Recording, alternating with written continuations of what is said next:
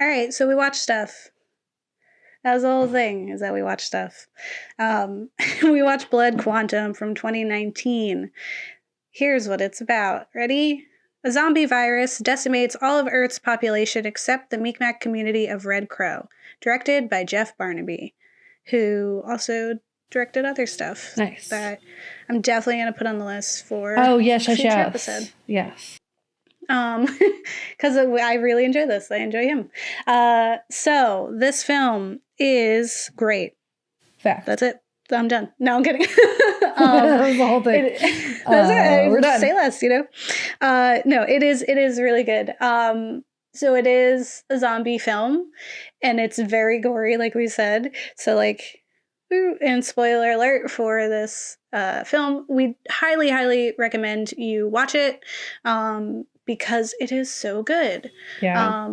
Did we watch this on Shudder? I believe so. I think it's on Shudder. I watched it on AMC, but I think you watched it on Shudder. Yeah, I believe I watched it on Shudder. Yeah, because the other one was also on Shudder. So if you have Shudder, we always recommend it because it is really great. And has some really phenomenal work. And what you'll see like next week too is like there's intentional work there. Like it is looking for films that are saying something and are being said by the people who have right to say them. Which is just really cool. Like finally, come on. Yeah, it's nice. Yeah. We also have in this series a Blumhouse because he set out to produce 4 films during the spooky season that were intentionally about other people, and I thought that was nice. So I wanted to give him a little credit. We talk crap on him a lot, so when he does a good thing, you gotta acknowledge it. Exactly. Exactly. So this film it follows these Native peoples who, like, we have like the sheriff and his 2 sons and his ex-wife, and like, a bunch of other characters who are also there on the reservation. And the beginning is a really good, like, slow burn of a zombie outbreak, where it's like happening on the outskirts. It kind of reminded me of Dawn of the Dead. Like, I really love, it was 2003, I think, where like that first part where it's just like you're going about your day normal and like you're hearing sprinkles of like the things. It was a fantastic weird, and then lead it's just like for sure. Chaos, In this, it's like we're hearing, there's people the fish calling like the fish. Yes, we see the fish first. Then there's like because he's the sheriff, he's getting calls that are peculiar. Of people like biting other people, and we see that like at the hospital they're out of rabies shots. It wasn't rabies. It was tetanus. Yeah, it was tetanus. Yes, because so many people were biting people, and I was like, that's weird. Like, what is that? And they call them Zeds. They call them Zeds, the reanimated people. And it's like, it's a slow burn into it. And what I found really interesting and exciting was within like the first 20 minutes, our like several protagonists, like people that we are following, are bit. And there is that classic, like, we hear from one, like, over the radio where she says, your wife says, like, don't get bit. And that's all we hear. And then, of course, they get bit, like, read immediately after. I was like, what is the rest of this film? If, like, those people are bit. Have already been bit. Yeah, what do we do now? And then it progresses forward in time, and so it's like, okay, who are we following now? Like, what's 6 going months on? later, What's left of society? Yeah, and they're all still kicking, and you're like, what? And there's like there's spray paint, and I immediately realized, because like at the opening scene, there's a quote that I'm paraphrasing because I can't remember exactly what it said, but it was more or less like, if your children, speaking to like Native peoples, are like get involved with white children, like essentially like become coupled and have children, that it will bring like pain or like it is bad. It's like a bad omen to do that. And which, like, when we think about blood quantum, like that makes sense that you would caution against them doing that, because now it's diluting the blood and now you're no longer a part of this tribe. Right. And so we get that. And I was like, okay. And then I'm like, wait a second.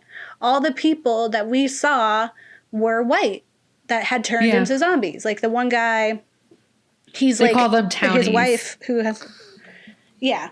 His wife, like, he is like a user, a drug user. And so he's like, an outcast of society, which Jeff Barnaby like speaks on about like that experience and of like,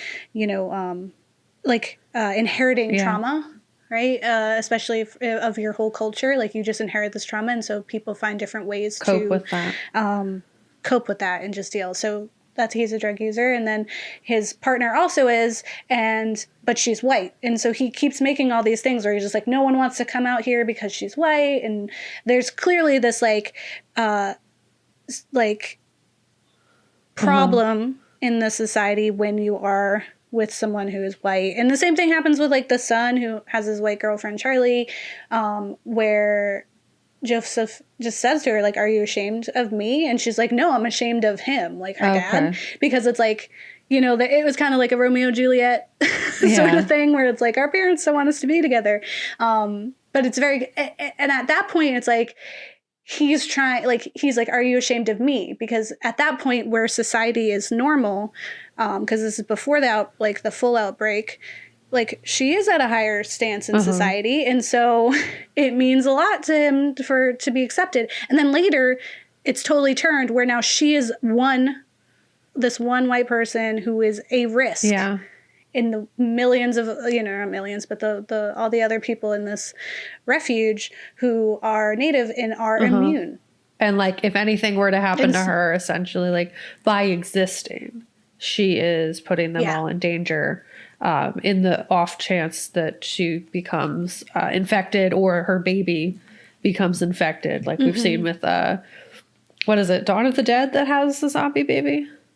Yeah. Or we think back to Good Manners. She's worried that the baby's gonna like eat its way out if it becomes infected inside of her. Yeah.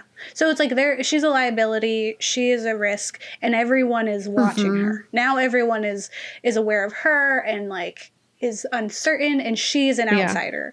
And she has this like, conversation with him where she's like uncomfortable about it, and he doesn't really say it, but to me I was just like, first time? Oh, you're new here, huh? To being the outsider in the community where people don't trust you. Weird. And I thought that was a really good conversation. There's like where it first met with like, the people coming in and they're trying to bring in this white woman who's wrapped in a blanket and is very clearly sick. And they're like, we're not going to let you in your sick blanket into our place, okay? Yeah. Like, we know what history is, and that's not allowed here. Reasonably, of course. And, there is a quote that I found very interesting from an article, because that's what we do, from Vulture, where it says, the title is, Jeff Barnaby is worried white people won't get blood quantum. And it says, are the Native people duty-bound to help the white survivors, or do generations of marginalization and dehumanization by the ruling classes give them license to lock their gates, protect their own, and let the world outside burn down? And this, like, made me think of when we were talking about BIT and how we were, for us, it was like, at some point, like the fact that they turned it around at the end and kind of softened like the very powerful messages throughout of just like anger. And we're like, but don't be too angry, right? Like, it's not good to be too angry. And it was like, but what right do you have to tell us that this is the wrong way to cope and to lash out and to be tired, right? Like, and the same thing happens with a lot of like with Get Out or with Lovecraft Country. It's like, I think we don't need to like placate or minimize the message. Like, at the end of the day, like, you have every right to be angry. And I think that's what I really enjoyed a lot about this film. And there's this interview with Jeff Barnaby where he really talks at length about Lysol, which is one of his sons who has a very traumatic life and acts out. And, you know, he has the younger brother who has a more contained life and has, you know, people who believe in him and what he can do, versus Lysol, where they've just all given up. And they, you know, give him this excuse of this unknown thing that happened to his mom, but we, you know, get the idea that it's something awful and that he's like acting out and he feels like this is just it, you know, like this is all I'll ever be. And it is that like trauma, like that inherited trauma and that coping with like being hopeless. And so him as a character, like he very much is a villain, but at the same time, it's like he was speaking truth. Like he like lashes out and is like, do not bring that woman in here. Like, why are we opening our door to the people who wouldn't ever do that for us? One, and two, like they are honestly like risk. That is a risk that you're putting onto my people for what we don't owe them. Right. Like, and it's like this, he is a representation of that anger. Yeah. And you're thinking about who's bringing it too. You're also thinking about like, who's the one bringing these people in. It is the white girlfriend who's like finding all these white people to like endanger them further. Yeah.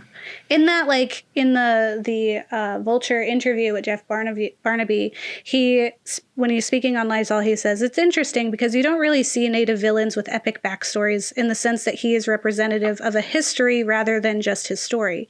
He's like the native everyman. He's almost an anti-hero. Yeah. My wife and I had this back and forth and she's like, you know, he's the hero of the movie, right? And I'm like, really? How do you come to that? And she was like, well, everything he says, even though it's coming from a place of anger, comes true. And very much does. And there's this, so like we said, it's very graphic. There's a scene that will haunt me for forever.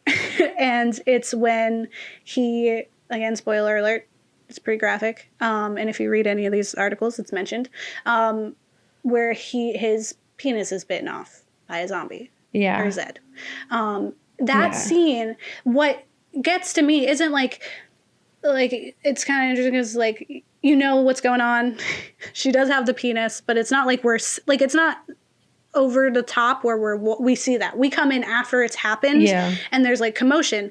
But what stuck to me was his cry and he's like reaching out to his brother and it's just like this panic and like it's all kind of coming, like the realization of like, help me, like that's it. This is it. This is the end. And reaching out for his brother. And there's like like this real softness to Lysol that we don't see until that very moment. And it is a breaking point for him. And a part of that was like, you know, Jeff Barnaby spoke on like how like he is, you know, targeting so many things, and to target like colonialism and all that also means in like the problems within the culture too. He's like, is also to confront like the patriarchy and misogyny as well. And that's a big part of this is like his penis is gone. And that's like a direct link to manhood and sends him into insanity, right? Like it sends him to do these acts that he had warned them against. Like he was like, if you let these people in here, bad stuff is going to happen. Bad stuff happened to him. So then he unleashed it on the rest of them. And he wasn't wrong. Like that was a white person they let in who was sick that they did not look over for some reason. I was like, this is The Thing. Okay. Like the film, The Thing, we're all getting naked. We're getting naked. We're seeing everyone's details and figuring out if you're a zombie. Like we're not letting people pretend for a minute. Like, what, are you kidding? And that's what he warned them of. And then he is the victim of what he was trying to warn everyone of. And then in turn warned everyone else. Right. And like by showing them like, okay, here's it is. And he says it too. He's like, go eat them. Like, go eat their dicks. He says to her. Yeah. And her name is Lilith, which is, you know, that's fun. To be named that. Yeah. Yeah, that was quite a moment. It hurt. Yeah. For sure. Oh, yeah. Something I've found interesting in this dive was in the LA Times, which we're spending a lot of time with the LA Times for this episode. There's an article about how Blood Quantum is timely, given that it's that it was released during our global pandemic, right? And so something I found interesting was that when he when Jeff Barnaby first pitched it in 2007, no one wanted it. And I was like, oh, it's just like Sorry to Bother You with Boots Riley, where he was like trying to push out this film, and people were like, no, it's not time. And then like finally the world has caught up, but the message is the same. Like the film is the same. He like the first iterations, he said the film was a lot angrier. And then what changed was he became a father. And so it became more about this like generational, like, you know, passing of the torch of, you know, questionably terrible fathers or their relationship with their sons kind of thing, which is great. But it was also like the message was the same. Like it was the same thing. And it has always been relevant since 2007. It just took, you know, now for people to be like, oh, that's great. Bring it up. Let's do it. Let's dive in. Yeah. And I thought that was like great. Ready to face it, I guess. Yeah. It's definitely. And you know, the article says, it was a different time. Nobody was ready for a story like this. Nobody was ready to hear that the great capitalist dream was falling apart and colonialism was going to help usher us into destruction. So it was the culture that took catching up to the script. Nothing changed, just the cultural perception of it. And I feel like that's so true. And there's a few things that he mentioned in some articles about like how people didn't like they asked him like, why is Lysol so angry? And because to them, they didn't understand that it's not just his story. Like he doesn't need just personal motives. He had the motives of the entire history of his peoples inspiring his anger. Like he was putting that all on his shoulders.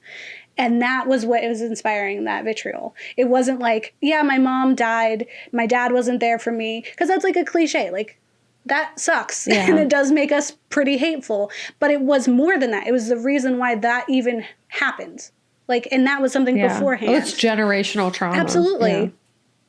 Yeah. And you know, he says in that same article, after all, artists make art to help process traumatic events. And this is when he had said what you said at the beginning, that he feels that his films are a gateway drug to better conversations, which is like, you know, the fact that like you named this Blood Quantum, and it is very clearly a conversation piece, and it gets you to ask the questions of like, what don't I know? What aren't they telling me? Again, because this isn't my experience. I don't have this experience. There's, you know, Blood Quantum. Do you do that to me? There's not. I've got a 0% or like a 1% maybe, because this is America and, you know, history. But it's like it makes me think of like all those people who are like, well, like what's her name in Congress or whatever, who Trump calls Pocahontas. But that she has like a little bit of a like native blood in her, and she like tries to go on that, but it's like, you're a white lady. Like, come on. Like, you do not have those experiences. Like, you know, and she tries to like laud that out like as it's something. Okay. And it's oh my God, I can't believe it. There's someone yelling at me in the internet. It's probably Roland. Roland is like, yelling at me. It's this person. I'm sorry, Roland. Hi, Roland. Hi, if you're listening to this. Yeah. You'll tell us later, and then we'll be like, oh, yeah, comment it. Yeah. There's so many good quotes from Vulture with Jeff Barnaby, because, like, I just really want to be his best friend. He does mention the fact that his daughter is not legally in the tribe because of how diluted her blood quantum is, which is sad. But he says this, and it's like, oh, this is what we say all the time about apocalypse films. He says, I really think that's what apocalypse movies are about in this day and age. Everybody wants to see the system fall, because people are beginning to realize, hey, they're not just exploiting minorities and black people anymore. They're coming after everybody. Now it's an issue. Late stage capitalism. That's what they're calling it. And it's like, this is just capitalism, man. This is the stage that it's always been at. Yeah. You're just new to the game, which is exactly this film, right? It's like, this has always been a problem. If you think of Charlie's like entire experience, it's exactly it. Is it like she's late to feeling the weight of this stuff? Mm-hmm. Yeah. And then she's like, hey, this sucks. Oh, no. Like, and I definitely felt for Charlie. I did. And there's like a scene where she is watching the mom tell a story in her native tongue to this young girl. And so she's like, what were you saying to her? And she's like, it's a bedtime story that I would tell Joseph all the time about his grandfather. And like later, you know, we get that kind of conversation with another one where he says like, you know, tell my grandchildren my story, tell them good things about me. And it was this realization from her that as this outsider, like she can't tell, like she doesn't understand that story. She doesn't speak that language, and she won't be able to tell her kid that story. She doesn't even understand like how important that story is. And I think like that, or like she understands it's important, but yeah, she doesn't have the context. And that was a very intimate, like nice moment that I feel like was really good for Charlie to experience, to know like, okay, it's really important that my kid like is this. And because like even at the end, like when the child is born, you know, he says like she's all right, like she's not gonna she's not gonna catch it, essentially, because she is right. And it's like this acknowledgement of like, no, she's a part of me, she's a part of my people, and so she is immune, like she isn't enough of you to be at risk. And that's like it's sad, right? But it's also kind of empowering that I and it was something I enjoyed, because it's so blunt. Like the graffiti on the wall said like, if it's red it's dead, if it's white it'll bite, or something. And that, like, you know, was the confirmation of like, oh, only white people turn, because it's not like so outright, like they never say that, like it's always like implied. And at that point I was like talking to Kat and I was like, only white people have done it, it's only white people, so it's okay.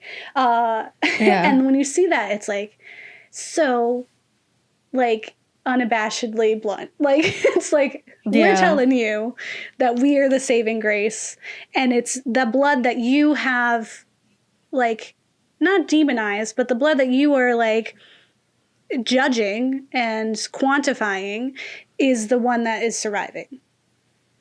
Yeah. And I read a quote, I don't remember where it was from, but it was essentially that like there has been like years of like putting Native people on reservations that's like land that nobody wanted, essentially. Like, and now that land is the only safe place left. So it's like the land that you pushed them off into, now you want claim of that too. Yeah. Like that is the only safe place. And like, I guess like how the tables have turned, I guess, is kind of like a thought, but like it was really powerful. And like, you really think like of the history of like forcing Native people to be on land that like is not the land they wanted. It was not their land. Like they basically just like forced people into the worst places, and forced like people to migrate like way away from where like their people were from. Yeah. And now that is like the last safe place that exists in the entire planet. Yeah. So like, and even the grandpa, as he's saying, he's like, I have left land too many times. I'm not leaving here. Yeah. Yeah. That this is, I'm not going to leave this, and kind of doing that. Cause I think that it's at some point it's like, okay, well then this is mine, you know, like I'm like, we're not going to give up any more to you. And that's kind of where it was. And I think overall it's such a great film. It's like, super gory.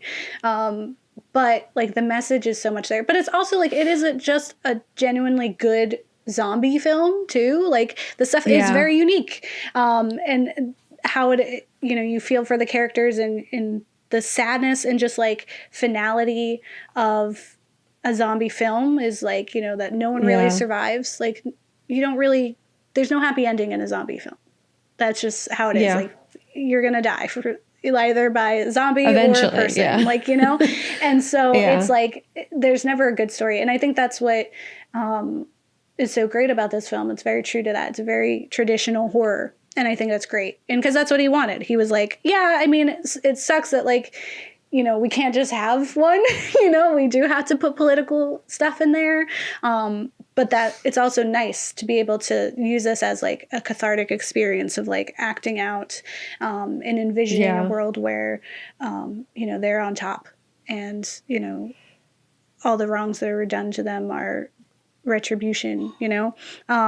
One thing he does mention in the Vulture article is just about like how hard it is as a Native person to create content and to get funding for it. And that he's also upset about like, you know, companies like Netflix who are, you know, putting out there like, oh, we're making, you know, more films or series about these people, but like the people it's about are not in the room. And so like he mentions like, it's like, we're going to get a white scriptwriter, but we're going to get a Native script editor. And they're okay with it. So that's what inclusivity from my perspective has looked like. Like in his experience, it's like, it's all white people, but we get a brown person in here to look at it. or like, oh, we get like an Asian person in here to just look at it. Or we get an LGBTQ person to look at it and just make sure it's not offensive. And that's like what we've experienced in the, you know, in some of our series was like, it's a person, a white guy making a film. And then he just like asked his friends from that community if this was cool. And that means good job. You did your due diligence. Yeah. And it's not enough. No. One thing you said, Gabe, that was like, you don't want it to be political, but the whole thing, like, because of Blood Quantum and things like that, existence is political at that point because they've commodified someone's race. Like, their race is a political statement just by existing. So, like, the media has to match that. Otherwise, it's not. Like, you know what I mean? Like, it's... If existing is political, then everything made is political at that point. And that's okay because that's what is real. You know what I mean? Yeah. It's not like some, like, sugar-coated rose-colored glasses version of it that, like, we've been forced to, like, shovel down in, like, our history that we learn in school. Yeah. Yeah. Where it's like, oh, we sit down and have Thanksgiving. It's like, that's not what that was. Or like the one day of class where you learn about the Trail of Tears and you're like, why is it called that? And they're like, shh. It's okay. You know how you just cry sometimes? It's that. Sad. It's just so sad. Pocahontas loved that man. It's not, you know, she might have been a teenager. She might have been very, like, 13 years old. And yeah, she did, like, die immediately as soon as she set foot in England. But it's about love. That's why we made Avatar. It's just Pocahontas again. We love those stories, don't we? But yeah,